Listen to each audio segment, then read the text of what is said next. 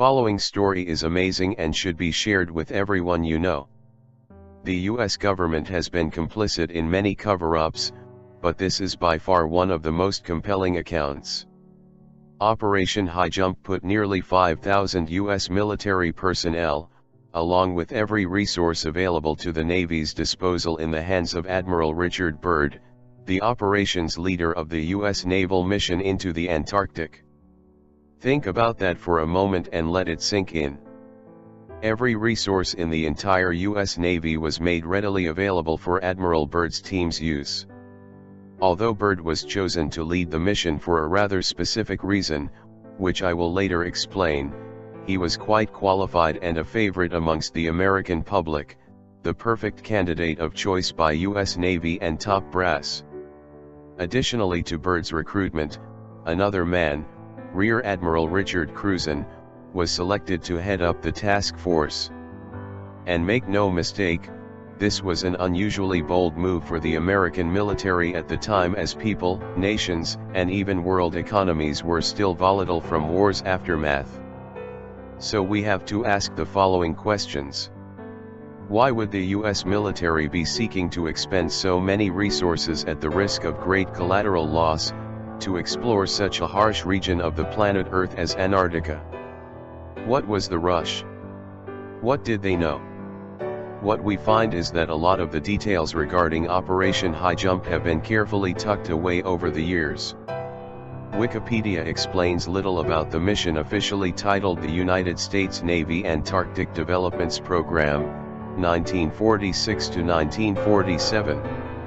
A United States naval operation organized by Rear Admiral Richard E. Byrd Jr., USN retired, officer in charge, Task Force 68, and led by Rear Admiral Richard H. Cruzen, USN commanding officer, Task Force 68. Operation High Jump commenced August 26, 1946 and ended in late February 1947. Task Force 68 included 4,700 men, 13 ships, and multiple aircraft. The primary mission of Operation High Jump was to establish the Antarctic research base Little America 4. High Jump's objectives, according to the U.S. Navy's report on the operation, were as follows: training personnel and testing equipment in frigid conditions, consolidating and extending United States sovereignty over the largest practicable area of the Antarctic continent. This was publicly denied as a goal even before the expedition ended. Determining the feasibility of establishing, maintaining, and utilizing bases in the Antarctic and investigating possible base sites. Developing techniques for establishing, maintaining, and utilizing air bases on ice, with particular attention to later applicability of such techniques to operations in interior Greenland, where conditions are comparable to those in the Antarctic. Amplifying existing stores of knowledge of hydrographic, geographic, geological, meteorological, and electromagnetic propagation conditions in the area. Supplementary objectives of the Nanook expedition. The Nanook operation was a smaller equivalent conducted off eastern Greenland. Interestingly enough, many of the actual mission details were shrouded by secrecy, hidden from the American public, which leads us to where we are now. An excerpt from a report entitled The Antarctica Enigma reads: little other information was released to the media about the mission, although most journalists were suspicious of its true purpose, given the huge amount of military hardware involved. The U.S. Navy also strongly emphasized that Operation High Jump was going to be a Navy show. Admiral Ramsey's preliminary orders of August 26, 1946 stated that, "The Chief of Naval Operations only will deal with other governmental agencies and that no diplomatic negotiations are required. No foreign observers will be accepted."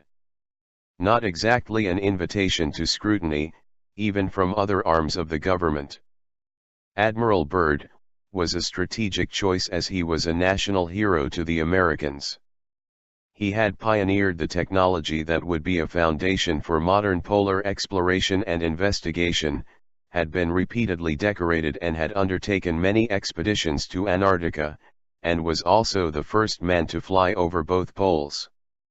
However, the task force itself remained strictly under the military command of Rear Admiral Richard Cruzen.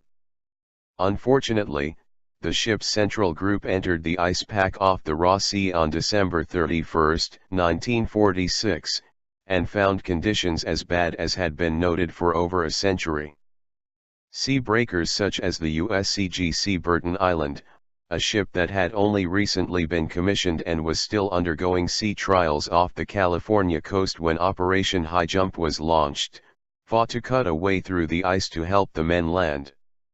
Richard Cruzen was one of a few men to have located at several oases which were actually the real reason the expedition team was sent there in the first place, although at the time only those with a top-secret clearance would truly know the mission's true objective. An excerpt from the Daviess County Historical Society reads: according to a Navy report, 1,000 miles of new coastline was discovered on exploratory trips by the Bear and Bird seaplane. Commended by Secretary of the Navy Frank Knox for his superior seamanship, ability, courage, determination, efficiency, and good judgment in dangerous emergencies, Cruzen was one of the 16 members of the 1939–1941 expedition who received the Antarctic Expedition Medal, presented in November 1946. On December 2, 1946, Cruzen once more set sail for the Antarctic continent.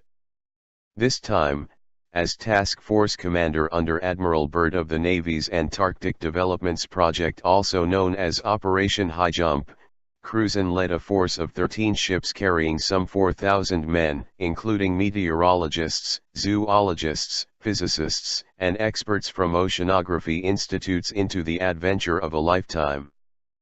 Besides looking for new scientific data, another purpose of the expedition was to train Navy personnel and to test standard Navy ships and other equipment in cold weather operations.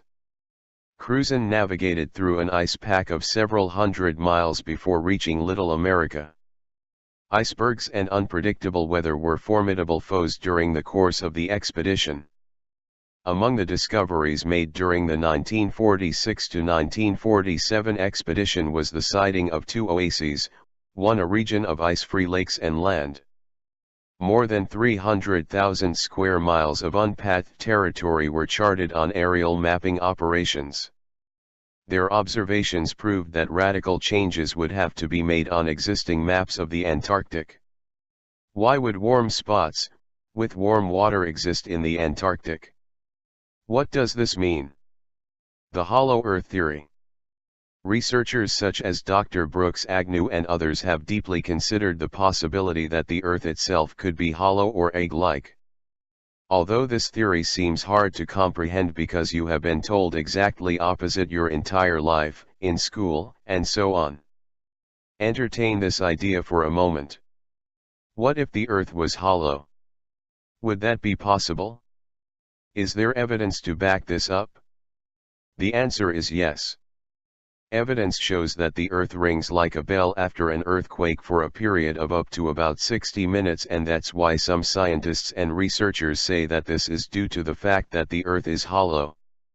If the Earth had a solid core, when an earthquake happened, it would likely absorb all of the vibration and not resonate it. This is just one detail that should open your mind to the possibility that a hollow planet is a possibility. Famous author and lecturer, David Icke, explains in his book, Moon Matrix, exactly how the moon is likely hollow as well. While Icke has been received lately harshly with criticisms, an ActivistPost.com article points out how Icke believes that the moon is an interdimensional, intensity portal for entities and energies from other dimensions. He believes that aliens use the moon as a home base for hijacking signals from the universe so that our bodily forms that are experiencing this virtual reality on Earth can't fully experience what our Creator meant for it to be. These aliens are the same reptilian shapeshifters that Icke claims are responsible for much of the suffering on our planet. Reptilians want to filter anything beyond our five senses so that it manipulates what kind of world we can experience. I myself have had the privilege of interviewing David Icke and other Hollow Earth experts, such as Rodney Clough and Dr. Brooks Agnew, personally, pushing me further into accepting that this theory may be more than just a theory. Virtually every culture and civilization across the planet, throughout time, has documented what appears to be the existence of a hollow Earth. According to Dr. Brooks Agnew, who I have personally interviewed many times, a hollow Earth is a very real possibility.